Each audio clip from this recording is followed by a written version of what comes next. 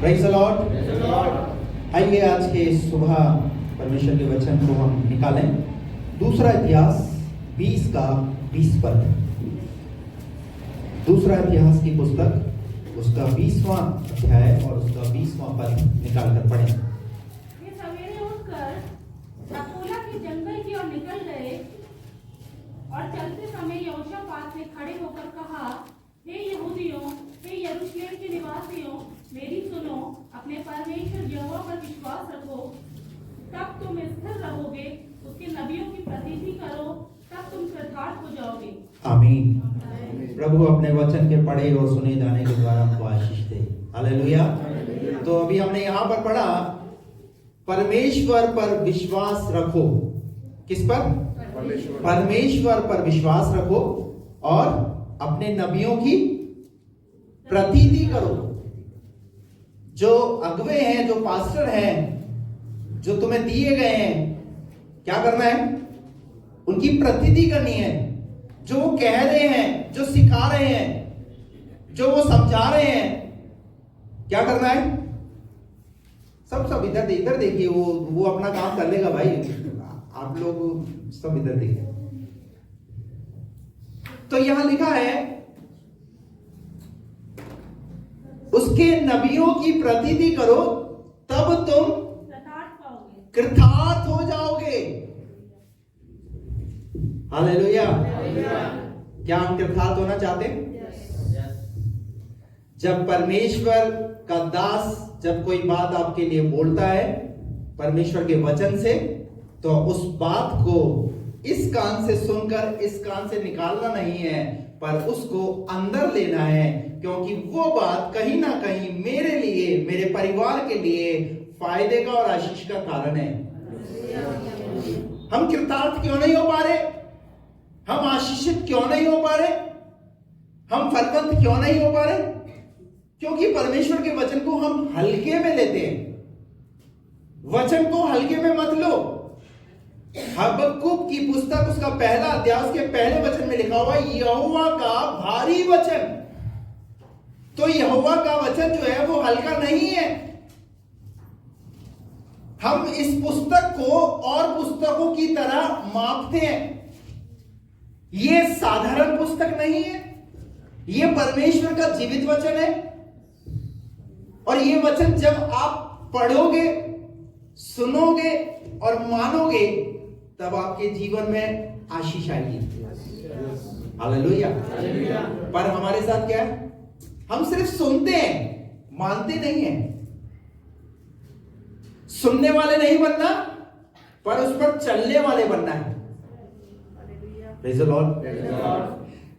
तो यहां पर परमेश्वर के दास के लिए कहा गया है कि उसके नबियों की प्रतीति करो, तब तुम कृतार्थ हो जाओगे। क्यों ऐसा बोला? यदि आप उसका 20वां अध्याय और उसका पहला पद पढ़ेंगे, दूसरा पद पढ़ेंगे, तो वहां पता चलेगा आपको कि हुआ क्या। वहां पर पढ़िए। तब लोगों ने आकर यहोशापात को बता दिया, तार के पार से एदोम देश की ओर से एक बड़ी भीड़ तुझ पर चढ़ाई कर रही है, और देख, वह हसोर्सतामार तक, जो एन गदी भी कहलाता है, पहुंच गई है। तब यहोशापात डर गया और यहोवा की खोज में लग गया और पूरे यहूदा में उपवास का प्रचार करवाया। बस क्या हुआ? यहां पर एक राजा है जो परमेश्वर का भय मानता है। इस राजा के राज्य पर कई सेनाओं ने चढ़ाई की है, हमला बोल दिया है इसके राज्य के ऊपर। और जब इसके राज्य पर हमला बोल दिया है, तो इसे समझ नहीं आ रहा कि मैं अब करूं तो करूं क्या, क्योंकि अचानक आए दुश्मन, अचानक एकदम हमला बोला गया है। कई बार हमारे जीवन में भी कोई समस्या अचानक आ जाती है, तो हमें भी समझ में नहीं आता है क्या करें, इस समस्या से निकले कैसे बाहर, इस परिस्थिति से बाहर कैसे निकले, इससे निपटा कैसे जाए। तो भैया, निपटने के लिए और कोई ज्यादा कुछ करने की जरूरत नहीं है। जैसे यहोशापात ने किया, वैसा हमें करना है। यहोशापात ने, यहां लिखा हुआ है, यहोशापात को जैसे ही यह संदेश मिला, उसके राज्य के ऊपर चढ़ाई कर दी गई है। यहोशापात ने अपनी पूरी प्रजा में क्या कराया? क्या कराया? उपवास का प्रचार क्या कराया? उपवास का प्रचार कराया। हालेलुया। मैं आपको कहना चाहता हूं, जब आप किसी मुसीबत से गुजरो या कोई मुसीबत अचानक आपके जीवन में आ गई है, आपके परिवार में आ गई है, आपको इधर उधर भागने की जरूरत नहीं है, किसी से सलाह लेने की जरूरत नहीं है। सर्वप्रथम पहले अपने सर्वशक्तिमान परमेश्वर के पास आपको आना है, उससे प्रार्थना करना है। पर हमारे साथ क्या है, हम लोगों पर ज्यादा भरोसा करते हैं। कोई भी मुसीबत आई, अरे भैया कोई बताओ यार, मैं ऐसी मुसीबत में फंस गया हूं, ऐसी समस्या में मैं फंस गया हूं। अच्छी बात है, सलाह लेना बुरी बात नहीं है, लेकिन जिस परमेश्वर ने आपके जीवन को अब तक संभाला है, क्या आप उसके पास पहले जाते हैं? आज एक सवाल है।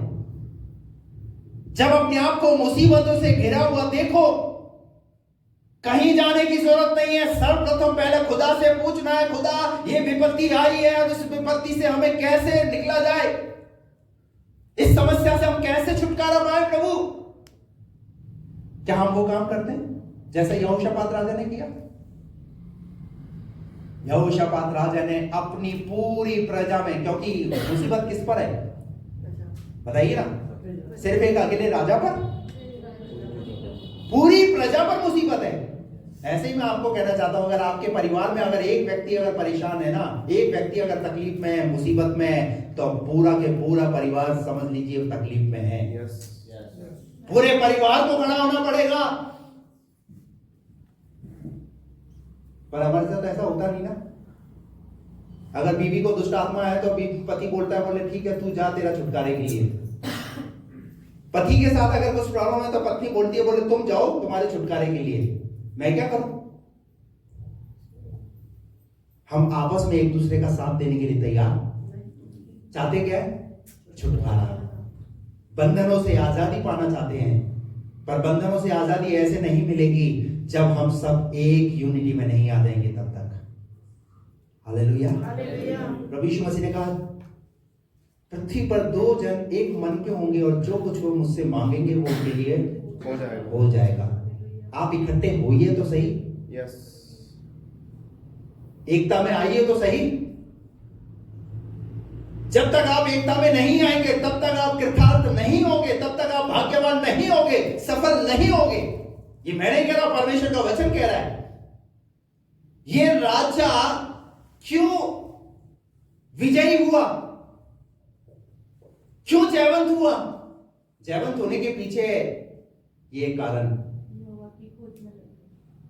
या लिखा है, वह यहोवा की खोज में लग गया और उसने उपवास का प्रचार कराया। मैं कई बार यहां उपवास की प्रार्थना रखता हूं, पर हमें मतलब ही नहीं हो रही है, तो होने तो हमें क्या।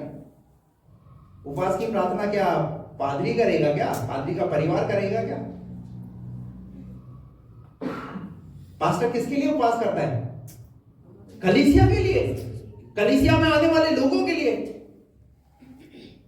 पर हम क्या है, पादरी साहब आप उपवास रखो, हमसे तो रहा नहीं जाता ना। आप भूखे रहो, हम पेट भर खाएंगे। पादरी को क्यों भूखा रख रहे हो भाई? इसने क्या किया? उपवास का प्रचार किया। और क्या लिखा है आगे? अतः यहूदी यहोवा से सहायता मांगने के लिए इकट्ठा हुए, वरन वे यहूदा के सब नगरों से यहोवा से भेंट करने को आए। चलिए इसका 12 पद पढ़ेंगे। हे हमारे परमेश्वर, हे हमारे परमेश्वर, क्या तू उनका न्याय न करेगा? अब देखिए प्रार्थना कर रहा है परमेश्वर से, वो उसकी प्रार्थना सुनिए आप। वो कह रहा है, हे हमारे परमेश्वर, तू क्या हमारा न्याय ना करेगा? यह जो बड़ी भीड़ हम पर चढ़ाई कर रही है, उसके सामने हमारा तो बस नहीं चलता। ये सेंटेंस जो है इसने यहाँ पर बोला, ये क्या दर्शाता है? इसने अपने आप को सरेंडर कर दिया खुदा के सामने। हमारा तो कुछ बस नहीं चलता, हमें तो कुछ समझ में नहीं आता प्रभु।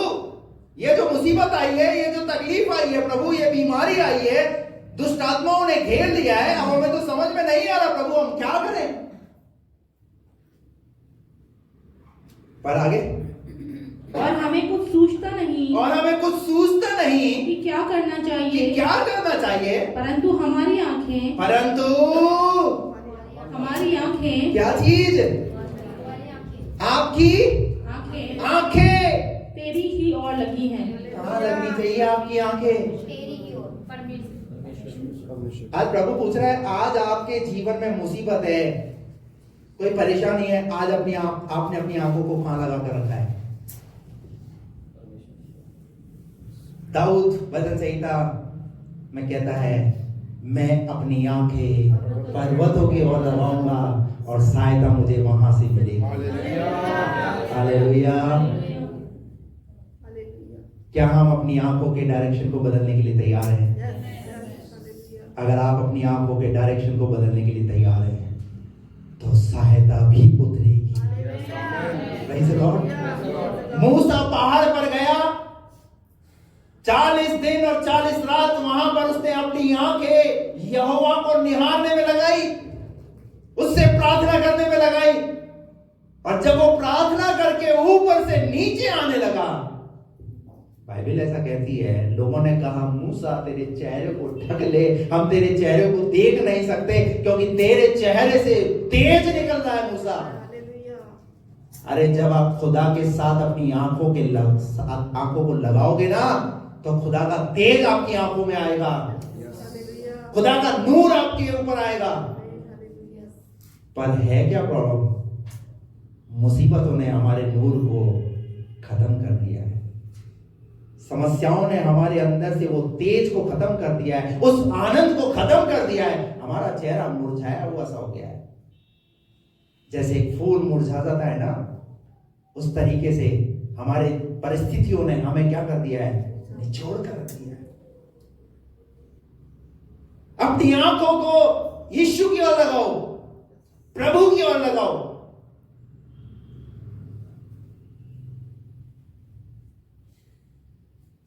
मैं अपनी आंखें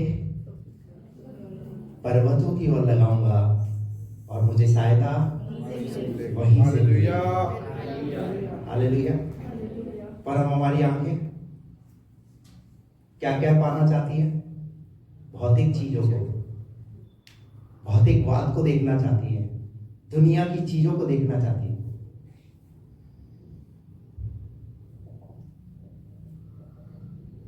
इस राजा ने कहा, हमारी आंखें तेरी ही ओर लगी है। किसकी ओर? तेरी ही ओर।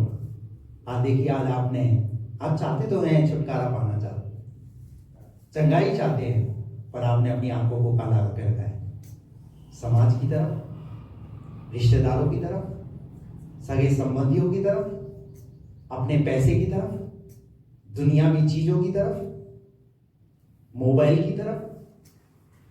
अभी तो मोबाइल एक ऐसी मुसीबत बन चुका है ना घरों के अंदर, मोबाइल छूटता नहीं है, आंखें उस पर लगा के रखी हुई है। खुदा ने आपको एक अच्छा परिवार दिया है, खुदा ने आपको एक अच्छा बिजनेस दिया है, आप क्यों नहीं आप अपना समय उसमें इन्वेस्ट करते हैं? क्यों नहीं आप अपने कार्यों के प्रति वफादार रहते हैं?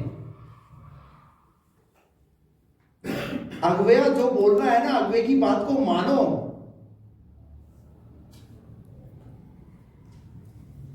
फलवंत होना है ना, आशीषित होना है, तो जो कहा जा रहा है उस काम को करना शुरू करो।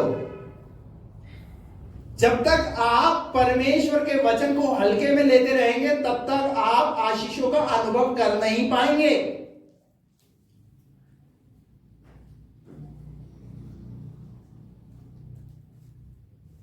इस राजा ने कहा, हमने अपनी आंखें तेरी ओर लगाई है और सब यहूदी अपने अपने बाल बच्चों स्त्रियों और पुत्रों समेत यहोवा के सन्मुख खड़े रहे। कहां? यहोवा के सन्मुख। क्या आज परिवार के अंदर ये चीज है? अगर घर का मुखिया कोई बात बोल रहा है तो उस मुखिया की बात पर क्या अमल किया जा रहा है? उस पर ध्यान दिया जा रहा है? बोलिए ना। नहीं देते। हम एक बात पर सहमत नहीं होते। घर में अगर 4 लोग हैं, 8 लोग हैं, 10 लोग हैं, जितने लोग हैं, हम सबके माइंड अलग अलग है। सब एक बात पर सहमत होना नहीं चाहते। पर आप देखिए इस बाइबल से, इस राजा की प्रजा के अंदर राजा ने आदेश किया है तो कौन कौन लोग इकट्ठे हो गए? सारी पूरी प्रजा के लोग इकट्ठे हो गए।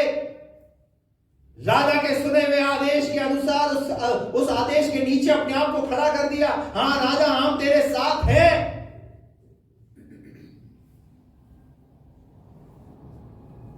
क्या आपने अपनी कभी पापा से पूछा, पापा आप इतना मुसीबत में क्यों टेंशन में रहते हो? पापा हम आपके साथ है ना, हम आपके साथ खड़े हुए ना। कितने बच्चे ऐसा बोलते हैं? बात बताइए, कीजिए आप खड़ा। नहीं करते ना, इसलिए हाथ नहीं खड़ा हो रहा हमारा।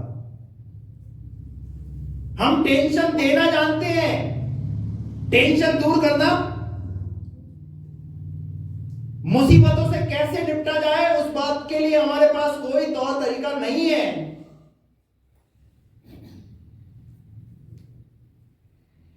ये राजा खुदा का बंदा, इसने आदेश किया, सब लोग उस आदेश में क्या हो गए? उसके साथ खड़े हो गए। जब तक यूनिटी नहीं रहेगी ना, तब तक चमत्कार नहीं होगा। यूनिटी बहुत जरूरी है, एकता बहुत जरूरी है। हालेलुया। पढ़िए।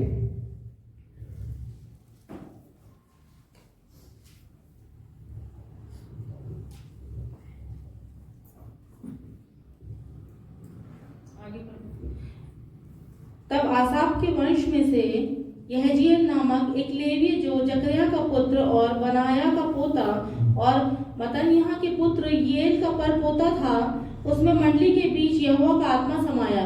क्या समाया? जब प्रार्थना करोगे ना तो प्रार्थना का उत्तर भी आएगा। हालेलुया। जब ये लोग सब उस आदेश के अनुसार इकट्ठे हो गए, प्रार्थना करने लगे, तो लिखा हुआ है एक व्यक्ति में परमेश्वर की आत्मा समाई और परमेश्वर की आत्मा से वो भर गया। और जब वो परमेश्वर की आत्मा से भर गया, वो परमेश्वर के नाम से वहां भविष्यवाणी करने लगा, उन बातों को वो बोलने लगा। अब पूरा पढ़ लेना, मेरे पास समय नहीं है। और जब ये बातें उसने बोली कि तुम्हें कैसे इस लड़ाई को लड़ना है, वो तरीका वहां पर बताया। किसने? बताइए किसने? जिसमें यहोवा का आत्मा समाया। जिस व्यक्ति में यहोवा का आत्मा समाया। क्या आपके परिवार में ऐसे लोग हैं जिनके अंदर परमेश्वर का आत्मा समाया हुआ है और जब वो बोलते हैं तो परमेश्वर उनके जीवन के द्वारा घर में काम करता है? चेक कीजिए।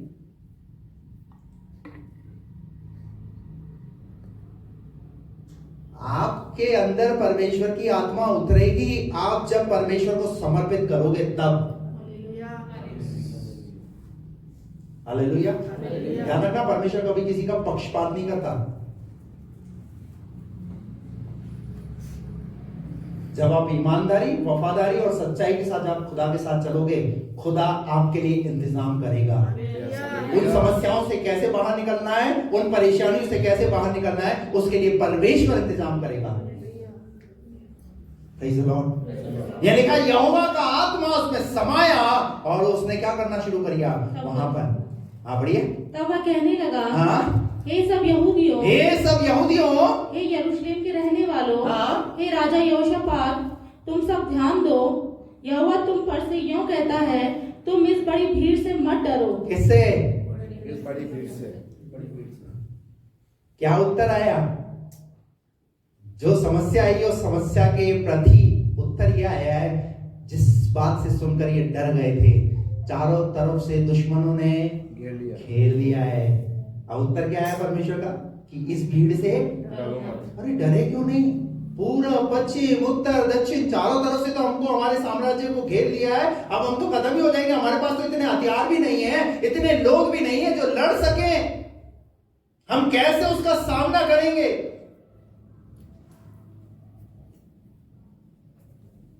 पर क्या उत्तर आया परमेश्वर की तरफ से? और तुम्हारा मन कच्चा ना हो। क्या ना हो? जब मुसीबत आती है तो सबसे पहले क्या होता है? हमारा मन हम सोचते हैं यार कैसे इस परेशानी से बाहर निकला जाए, इस मुसीबत से बाहर निकला जाए, पर परमेश्वर की आत्मा यहाँ पर कह रही है तुम्हारा मन कच्चा ना हो, और क्योंकि युद्ध तुम्हारा नहीं परमेश्वर का है। Praise the Lord. युद्ध तुम्हारा नहीं है, युद्ध परमेश्वर का है। जिन चीजों ने आपके घर में डेरा डाल दिया है उन्हें आप अपने बल और अपनी ताकत से नहीं निकाल सकते, लेकिन जब परमेश्वर की आत्मा आपके अंदर आ जाएगी, आपके बीच में जब परमेश्वर की आत्मा आ जाएगी और उस बंधन को ऐसा तोड़ेगी कि समस्या भागती हुई नजर आएगी। Hallelujah, praise the Lord. युद्ध तुम्हारा नहीं है, पर इस युद्ध में क्या करना है? इस युद्ध में सिर्फ तुम्हें खड़े रहना है। हालेलुया, खड़े रहना है और अपनी आंखों को उसकी ओर लगा कर रखना है। Praise the Lord. तरीका वो बताएगा, युद्ध को कैसे लड़ा जाना है, मुसीबत से कैसे निपटा जाना है, वो तरीका बताएगा। आज तक शायद पता नहीं था। हालेलुया। युद्ध को लड़ने के लिए ट्रेनिंग दी जाती है ना, सिखाया जाता है। अब यहां पर कौन सिखा रहा है युद्ध को लड़ने के लिए? अगर इनसे पूछा जाए कि तुम लड़ोगे तो ये क्या सोचेंगे? अस्त्र शस्त्र का जहां पर वो सारा जहां रखे हुए हैं उधर जाकर के चेक करो कि वो पूरे हो पाएंगे नहीं हो पाएंगे, कितने पुरुष हैं जो लड़ने वाले हैं, ताकतवर है। क्या किया जाएगा? राजा अगर अपने दृष्टिकोण से देखेगा तो क्या करेगा? वो दुनियावी हथियारों पर, दुनियावी ताकतों पर, दुनियावी चीजों पर क्या होगा? उसका भरोसा होगा। लेकिन अगर आप अपना भरोसा दुनियावी बातों पर ना रखकर अगर खुदा पर रखोगे तो खुदा ऐसा काम करेगा, ऐसा काम करेगा जो पीढ़ियों से पीढ़ियों तक, पीढ़ियों से पीढ़ियों तक याद किया जाएगा। और कहते हैं, जब दाऊद कहता है कि उसके सोठे और उसकी लाठी से, अरे भैया सोठे और लाठी से कैसे शांति मिल सकती है? अरे यही तो है तरीका परमेश्वर का। Praise the Lord. जब दाऊद के सामने गोलियात खड़ा हुआ है, शमूएल की पुस्तक 16वें अध्याय से बता रहा हूं, शाऊल जो सेना का राजा है, वो क्या है? उसकी प्रजा क्या है? डरी हुई है। वो सामना नहीं कर पा रहे हैं। किसका? गोलियात का। एक हट्टा लंबा चौड़ा ताकतवर व्यक्ति ललकार रहा है खुदा के लोगों को, पर किसी की हिम्मत नहीं हो रही। पर दाऊद का भरोसा, वो कहता है तू तो तलवार और सांग और भाला लिए हुए आता है, पर मैं यहोवा के नाम से आता हूं। हालेलुया। किसके नाम से? यहोवा के नाम से। आपके पास क्या है? चेक कीजिए, क्या है आपके पास? मेरे पास एक बहुत बड़ा बंगला है, मेरे पास एक बहुत अच्छी मर्सिडीज गाड़ी है, मेरे पास ये है, मेरे पास वो है। जब हमसे पूछता है परमेश्वर तो हम दुनियावी चीजों को गिनाते हैं। खुदा बोलता है दुनिया की धन दौलत, दुनिया की मोह माया की बात मत कर, मैं मेरी सामर्थ की बात कर रहा हूं। जो सामर्थ मैंने तुझे दिए है, जिस सामर्थ से मैंने तुझे भरा है, मैं उसकी बात कर रहा हूं। जैसा प्रेम तू पहले मुझसे करता था, वैसा प्रेम अगर आज तू मुझसे करेगा तो मैं तेरी हालातों को क्यों नहीं बदलूंगा? मैं क्यों नहीं तेरी परिस्थिति को बदलूंगा? अकेला दाऊद गोलियात से लड़ा। और आप सब जानते हैं दाऊद का कद, वहां लिखा वो नाटा, छोटे कद का दाऊद, और गोलियात ढील डोल में हट्टा कट्टा लंबा चौड़ा। किसने किसको मार गिराया? बाइबल में ये सब बातें ऐसे ही नहीं लिखी, ये उदाहरण पीढ़ियों से पीढ़ियों तक दिए गए हैं ताकि आप इन बातों को पढ़ करके अपने अंदर निराशाओं को अपने अंदर काम ना करने दें, पर परमेश्वर के उस वचन को पढ़ करके विश्वास में और बढ़े। इसीलिए तो लिखा 20 का 20 में, परमेश्वर पर विश्वास रखो और अपने नबियों की प्रतीति करो, तब तुम क्या हो जाओगे? तब तुम कृतार्थ हो जाओगे। ये बात उस परमेश्वर के दास ने बोली जिसके अंदर परमेश्वर की आत्मा थी कि तुम कृतार्थ हो जाओगे। भाई यहोशापात राजा को ये बात समझ में आ गई। कि परमेश्वर हमें इस लड़ाई में विजय को दिलाएगा। और आप इसको आगे को पढ़ोगे ना 20 अध्याय के 20 का 20 से आगे जब आप पढ़ोगे तो लिखा हुआ है एक लड़ाई के अंदर जब डरने की बात हो तो किनको आगे रखा जाता है? जिनके पास हथियार हैं, अस्त्र शस्त्र हैं, हट्टे खट्टे व्यक्ति है, ताकतवर व्यक्ति है जो लड़ना जानते हैं। पर परमेश्वर ने जब इस लड़ाई को लड़वाया तो कौन से लोगों को आगे खड़ा करा? अगर आपने बाइबल पढ़ी है तो वहां लिखा हुआ है परमेश्वर ने जो आराधना करने वाले लोग हैं वो उस लड़ाई में सबसे आगे। अरे आराधना करने वाले वो तो मुंह से आराधना करेंगे, साजवाज होंगे उनके हाथ में, और दुश्मनों से लड़ना तो दुश्मन तो इन पर क्या कर देंगे? हमला कर देंगे।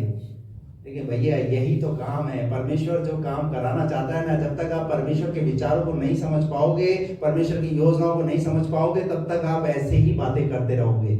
लेकिन जिस दिन आपको परमेश्वर की योजनाएं पता चल जाएंगी कि परमेश्वर करना क्या चाहता है, तब आपको पता चलेगा।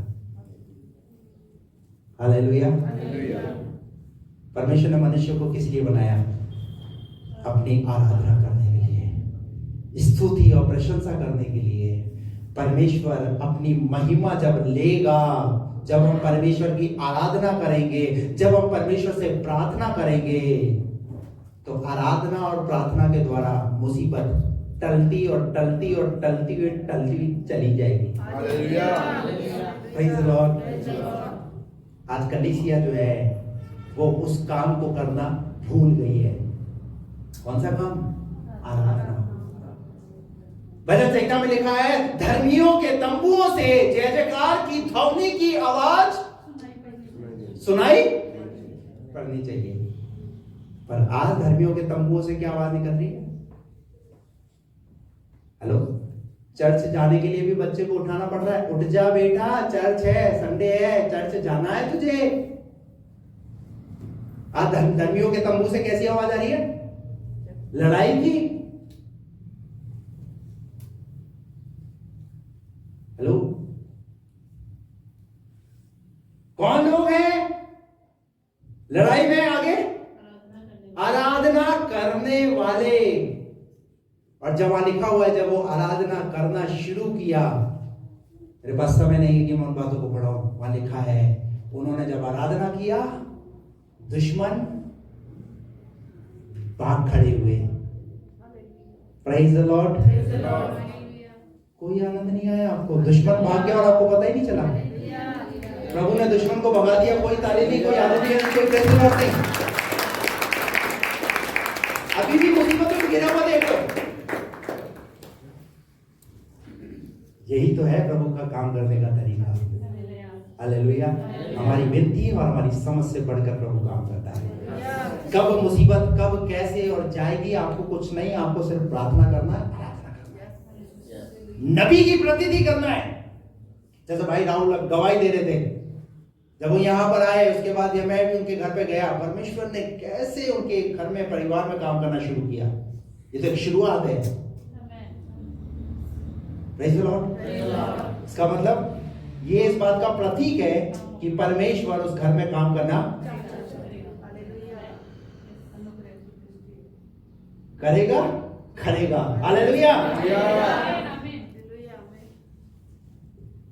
परमेश्वर जानता है ना उसकी दृष्टि, कहता है देख तेरा चित्र मैंने अपनी हथेली पर खोद कर बनाया है और तेरी शैताना मेरे सामने सदैव। हम अपने हाथों को कितनी बार देखते हैं? मैक्सिमम कितनी बार इन हाथों से हम काम करते हैं? कितनी बार हमारे हाथ हमारी आंखों के सामने आते हैं? खुदा कहता है जैसे तुम्हारा हाथ तुम्हारी आंखों के सामने रहता है, वैसे ही तुम्हारा चित्र मेरी आंखों के सामने रहता है। हालेलुया। क्या हो गए दुश्मन? कैसे भाग गए? क्या खून खराब हुआ? अरे यही तो है परमेश्वर का काम करने का तरीका। Praise the Lord. अरे दुष्ट आत्माएं भाग खड़ी होंगी, बीमारियां भाग खड़ी होंगी, छुटकारा प्रभु का उतर आएगा जब आप प्रार्थना करोगे, आराधना करोगे, परमेश्वर की सामर्थ को देखोगे। Praise the Lord। और इतिहास के अंदर इस बात को लिख दिया गया कि परमेश्वर ऐसे विजय दिलाता है। परमेश्वर का विजय दिलाने का तरीका ये है। पर हमारे साथ क्या है, जब हमारे साथ कोई अच्छा नहीं करता तो हम क्या करते हैं, हम यहां से अपना बदला ले लेते हैं, बोल करके बदला, झगड़ करके बदला है, और ही ज्यादा कुछ है तो उसका फोन नंबर ही ब्लॉक कर देंगे। हकीकत बता रहा हूं, फोन नंबर ब्लॉक कर देंगे और क्या करेंगे, उसका स्टेटस नहीं देखेंगे, उसके स्टेटस में कोई कमेंट नहीं करेंगे। ये मनुष्य का एटीट्यूड, ये मनुष्य का स्वभाव है। वो अपनी भड़ास को इस तरीके से निकालता है। विजय ऐसे नहीं मिलती भैया, नफरत रखने से विजय कैसे मिलती है।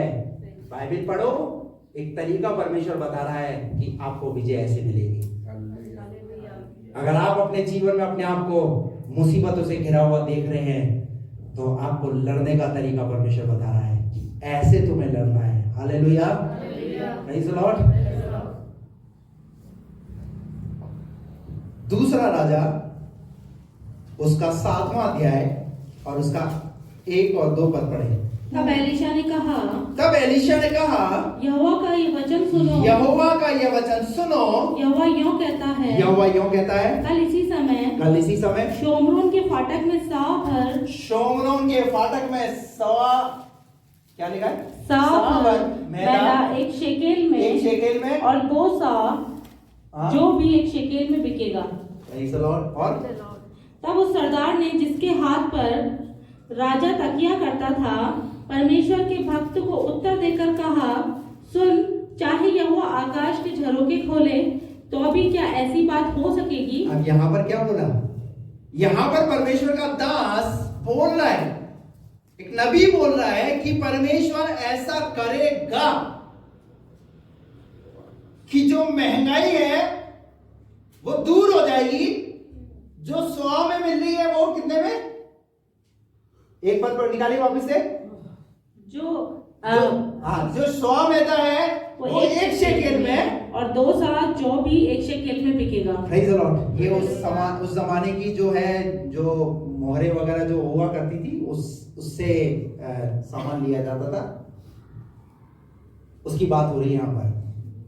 मतलब ऐसा समय ले आएगा परमेश्वर, महंगाई को दूर करेगा परमेश्वर।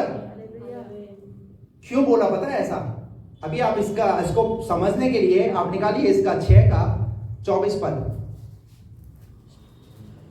इसके बाद अराम के राजा बेहदद ने अपनी समस्त सेना इकट्ठी करके शोमरोन पर चढ़ाई कर दी और उसको घेर लिया। तब शोमरोन में बड़ा अकाल पड़ा और वह ऐसा गिरा रहा, अंत में गधे का सिर चांदी के 80 टुकड़ों में। क्या पड़ा शोमरोन में? अकाल पड़ा है। एलीशा को पता है शोमरोन में अकाल है। पर मैं आपको कहता हूं, जिस समय आपको नेगेटिव बातें नजर आ रही हैं, नेगेटिविटी नजर आ रही है, आपको लग रहा है कि अब कुछ ऐसा बुरा होने वाला है, तो आप उस बुरे को अच्छे में बदल सकते हो। आपके जीव में परमेश्वर ने वो सामर्थ्य दी है। लिखा है उस जमाने में क्या पड़ा, ऐसा अकाल पड़ा, और जब अकाल पड़ा तो क्या बिक रहा है? एक गधे के सिर, गधे का सर चांदी के 80 टुकड़ों में। कितने में? चांदी के 80 टुकड़ों में क्या बिक रहा है? गधे का सिर। इसका मतलब अकाल के समय में लोग क्या खा रहे हैं? गधे का सिर। अरे ऐसे मुंह बना रहे हो आप लोग, तो जैसे तुम्हें कभी किसी ने खिला दिया हो है? लेकिन आप अंदाजा लगा सकते हैं, ऐसी भूखमरी आ चुकी थी, ऐसी मंदी आ चुकी थी कि लोगों को पेट भरने के लिए क्या खाना पड़ रहा है। अब मैं ऐसा तो करा नहीं सकता, नहीं तो बोलेगा पादी साहब क्या हमें गधा बता रहे हैं, ऐसा ऐसा हमारा था। क्या खा रहे लोग? गधे का सर। और आगे क्या लिखा? और कब की चौथाई पर कबूतर की बीट। और क्या खा रहे? क्या बिक रहा है? आप अंदाजा लगा सकते हैं?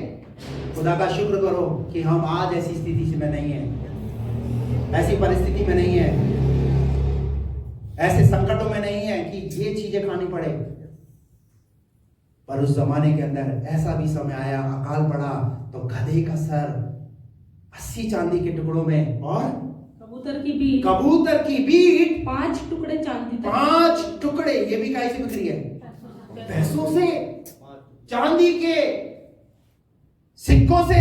और आगे, एक दिन इजराइल का राजा शहरपनाह पर टहल कर रहा था कि एक स्त्री ने पुकार के उससे कहा। बस। पर 7वें अध्याय में हम क्या देख रहे हैं? अकाल का समय देखा है किसने? सब लोगों ने। और उस समय में कौन है? परमेश्वर का दास भी है। परमेश्वर का दास भी उस अकाल के समय से होकर के गुजर रहा है। पर पता है 7वें अध्याय में क्या हुआ? परमेश्वर के दास ने भविष्यवाणी की। क्या भविष्यवाणी की? सुन, चाहे यहोवा आकाश को, झरोकों को खोले तो भी क्या ऐसी बात हो सकेगी? उसने कहा सुन, तू ये अपनी आंखों से अरे भैया, तू अपनी आंखों से देखेगा राजा, परंतु उस अन्न में से कुछ खाने ना पाएगा। तूने शक किया ना, पर तू उसमें से खा नहीं पाएगा। मैं आपको कहना चाहता हूं, अगर आप प्रभु पर विश्वास रखते हो तो आप अपने घर में परिस्थितियों को देखो मत, पर परिस्थितियों को यहां से, आपके घर से, आपके परिवार से दूर होते हुए देखो। हालेलुया। अगर आप कर्ज में है ना, तो ये महसूस करो, प्रभु ने मेरे सारे कर्ज के बंधन से मुझे आजाद कर दिया। अगर आप दुष्ट आत्माओं से अपने आप को घिरा हुआ देख रहे हो, तो ये महसूस करो कि मैं अब ये शरीर दुष्ट आत्माओं का घर नहीं, पर ये शरीर प्रभु का मंदिर है। अगर आप अपने आप को मानसिक तनाव में देख रहे हो, तो ये महसूस करो कि प्रभु ने मेरे मानसिक तनाव को दूर कर दिया। हालेलुया। परमेश्वर के दास ने बोला, तू अपनी आंखों से देखेगा तो सही कि ये बिकेगा इतने कम दामों के अंदर, पर तू इसमें से खाने नहीं पाएगा। क्यों नहीं खाने पाएगा? क्योंकि तूने शक किया। इसीलिए तो 20 का 20 मैंने आपको पढ़ाया, अपने दासों की, अपने नबियों की प्रतीति करो, तब तुम हो जाओगे। मैं आज आपको कहना चाहता हूं, अगर प्रभु ने मुझे यहाँ नियुक्त किया है इस कलीसिया के ऊपर, मैं आपको और आपके परिवार के लिए जो बात बोल रहा हूँ, आपके भले के लिए बोल रहा हूँ। अगर आप उन बातों को अगर हल्के में ले रहे हैं, आप सोच रहे हैं ये हमें क्या सिखाएगा, तो आपकी ये गलत फहमी है। क्योंकि मुझे आपने नियुक्त नहीं किया, मुझे परमेश्वर ने नियुक्त किया। हालेलुया। और मैंने कईयों के घरों में जाकर के मैंने उन बातों को बोला है, कईयों ने उन बातों का पालन किया और कईयों ने नहीं किया, तो आप भी उन बातों को जानते हैं। परमेश्वर के दासों की प्रतीति करो, नबियों की प्रतीति करो। अब पढ़ दीजिए उस आयत को, जब हम यहां पर पढ़ रहे हैं कि तू उसमें से खाने ना पाएगा, यहां लिखा, पढ़िए 17 पद, 16 पद से पढ़ो।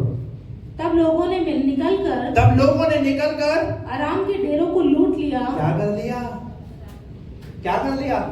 अराम के डेरों को लूट लिया। यानी अराम की सेना में इतना सब कुछ था जो तुलना भी नहीं कर सकते। हेलो, अराम के डेरों को लूट लिया और यहोवा के वचन के अनुसार। किसके? आपके पास क्या है? यहोवा का वचन। अपनी बाइबल को उठाइए। क्या है आपके पास? क्या एलीशा के पास जो वचन है, क्या वो आपके पास नहीं है? फिर आज आपके घर में, आपके जीवन में परिस्थितियां क्यों है? आप इस अधिकार के साथ उन परिस्थितियों को अपने घर से भगा सकते हो। परमेश्वर ने आपको एक ऐसी पुस्तक दी है जिसको पढ़ करके आप पादरी पर डिपेंड नहीं रह सकते, पर आप डायरेक्ट परमेश्वर के साथ अपने कनेक्शन को स्थापित कर सकते हैं। हालेलुया। बाइबल ऐसा कहती है, जब यीशु मसीह को क्रूस पर चढ़ाया गया, मंदिर का पर्दा फट गया।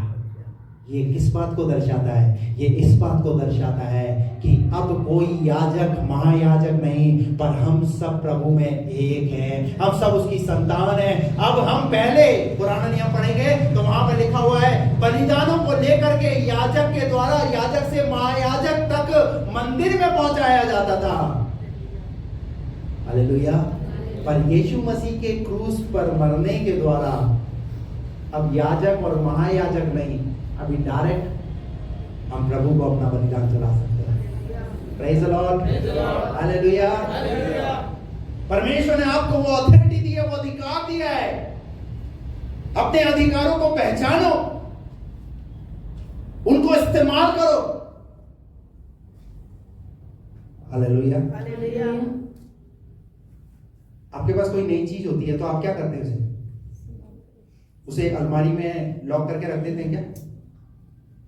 बोलिए ना, उसे क्या करते हैं? इस्तेमाल करते हैं। तो ऐसे ही परमेश्वर ने भी तो दिया है ना आपको अधिकार, आप उस अधिकार को क्यों नहीं इस्तेमाल करते?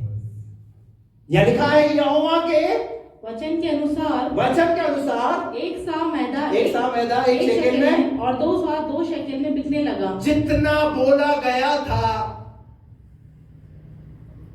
उसी अनुसार हो रहा है। Praise the Lord, hallelujah. एक प्रभु के दास ने प्रार्थना किया, प्रभु मुझे गाड़ी चाहिए, प्रभु मुझे गाड़ी चाहिए। प्रभु ने उसे एक गाड़ी पकड़ा दी, मारुति गाड़ी। तो बोला प्रभु मुझे मारुति चाहिए, काफी समय पुरानी बात। प्रभु ने दे दिया तो बोले प्रभु मुझे ये वाला कलर पसंद नहीं है। क्या बोले पास्टर जी? प्रभु मुझे ये वाला कलर। तो प्रभु ने बोला तूने गाड़ी मारुति बोला, मैंने तुझे मारुति दे दिया, अगर तू मुझे कलर बताता तो वो कलर भी मैं तुझे देता। नहीं समझ में? कई बार हम अपने जीवन में मांगते तो हैं पर मांगने का तरीका अधूरा है, ठीक नहीं है। Hallelujah, praise the Lord. मैंने बोला मेरी जब शादी की बात हुई तो मैंने बोला प्रभु, क्योंकि बहुत ऐसी गिट्टी लड़कियां आ रही थी मेरी शादी में, तो मैंने बोला प्रभु जोड़ी तो ऐसी बनाओ प्रभु, ऐसा कुछ दो जो थोड़ा ठीक लगे, चलने में भी, गाड़ी में भी बैठा हूं तो थोड़ा ठीक लगे है? अब वो मैं बैठ जाऊं ऐसे और वो गाड़ी के पीछे ऐसे पीछे से ऐसे देखे। हालेलुया। और मैंने मांगा जैसा, तो आपको पता है जोड़ी मैच खाती नहीं खाती है? कैसे बढ़िया कैसे करेंगे? तो इधर करके बताओ ना। हालेलुया। तो प्रभु के सामने जब कोई चीज रखनी है तो ऐसी रखो, प्रभु आपकी उस बात को पूरा करेगा। हालेलुया। कंजूसी क्यों करते हो? हेलो, प्रभु से कोई चीज मुफ्त में मिल रही है तो उसमें क्या है? उसमें कंजूसी है, बोलने में कंजूसी है। कंजूसी मत करो, बोलो। हालेलुया। एक समय आएगा आप अपनी आंखों से अपनी प्रार्थना का उत्तर देखो। Hallelujah, praise the Lord. आज मैं आपको यहाँ से चार्ज कर रहा हूँ, यहाँ से ऐसे चार्ज होकर के जाओ कि आपको पादरी को पहले बाद में पहले खुद प्रार्थना करो खुदा के पास जाकर। हालेलुया। एक ऐसी चाबी आपको मैं दे रहा हूं और आप देखिए कैसे कृतार्थ हो गए। हालेलुया। कई लोग दुकान में बाहर नींबू मिर्च लगा लेंगे। अब क्या लाए? नींबू मिर्च क्या ग्राहकों को लेकर आएगी क्या? स्तुति आराधना। और शादी में धूम मचले, उछल गए। कितना डांस करते हैं, पर प्रभु की हुजूरी में कैसा आनंद करना चाहिए? दाऊद कहता है मैं परमेश्वर के भवन को कैसे जाता हूं? नाचते कूदते आनंद के साथ उसके भवन में जाता हूं। हालेलुया। और बाइबल ऐसा कहती है एक दिन जब वो नाच रहा था, इतना मगन होकर के नाच रहा था, मीकल ने उसका मजाक बनाया। ऐसा राजा है, ये कैसा नाच रहा है? हमारे साथ भी हमारा बाजू वाला डिस्टर्ब नहीं होना चाहिए। बाजू वाला देखेगा तो वो क्या समझेगा? बोले मैं कैसे ताली बजा रहा हूं, कैसे? आप किसकी आराधना करने आए हैं? आप अपने जीवित परमेश्वर की आराधना करने हैं। आप अपने जीवित परमेश्वर की आराधना कीजिए, क्योंकि ये जो दिया गया समय है ना, 2-2.5 घंटे वाला जो समय है ना, ये बहुत आपके लिए महत्वपूर्ण होता है। आप इसको हल्के में मत लीजिए इसको। बाकी 6 दिन हमारे है ना, वो पूरा संसार में, संसार की चिंताओं में, संसार की बातों में हम उलझे हुए रहते हैं। लेकिन ये 2 ही घंटे हैं जो हमें शांति देते हैं, जो हमारे जीवन को चार्ज करते हैं, आनंद से भर देते हैं। और इन 2 घंटे के अंदर भी अगर ठीक से प्रभु के साथ नहीं बिताया तो ये समय आपके लिए बर्बाद हो जाएगा। Praise the Lord. परमेश्वर के दास ने बोला, क्या बोला? और यहोवा के वचन के अनुसार एक सौ मैदा 1 शेकेल में और 2 सौ 1 शेकेल में बिकने लगा। हाँ। अब राजा ने उस सरदार को, जिसके हाथ पर वह तकिया करता था, फाटक का अधिकारी ठहराया। तब वह फाटक में लोगों के पांव के नीचे दबकर मर गया। अब क्या हुआ? राजा ने उसे अधिकारी ठहराया और कहां खड़ा हो गया? फाटक के लोगों के पांव के नीचे,